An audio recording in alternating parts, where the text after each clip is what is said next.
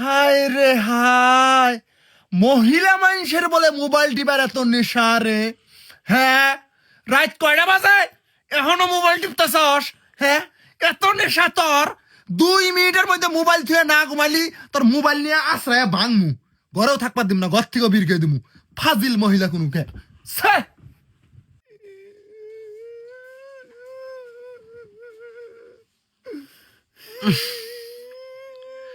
শুরু হয়ে গেছে গাডম।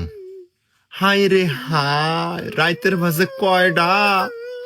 অগর ভিতরে ঢং কমবে না, রাত বিরাইতে ঢং চালু রাখা লাগবেই। সামান্য দিলে আমি ধমক দিলাম, দেখ কি কাঁদন শুরু করছে। হ্যাঁ, এই কান্দনের মধ্যে ঘুমান যাব? হ্যাঁ, তুই যদি সারা রাত মোবাইল টিপার পাস, আমি কি? আমিও টিপমু। ঘুমাইলাম না আজকে রাইতে মোবাইল।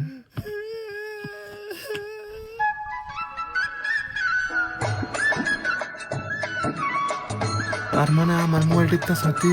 ये फंस गया सीएम। मुझे कैसे भी करके निकाल मेरे भाई, मैं फंस गया हूँ यार। তারা রাতে সব সেটিং দেখছে রে, এই জন্য কই সামান্য দমকে তো কান্দার কথা না। আমার সব শেষ রে।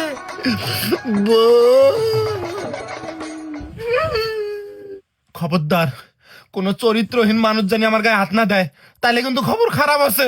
আসলে আমার কোনো দোষ নাই, তারাই আমাকে মেসেজ করছে, আমি খালি রিপ্লাই করছি।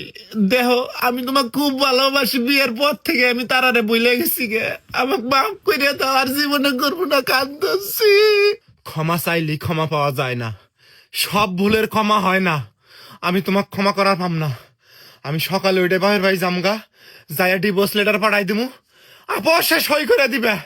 আমি রাইতের বেলা কোনো অঘটন ঘটাবার চাই না।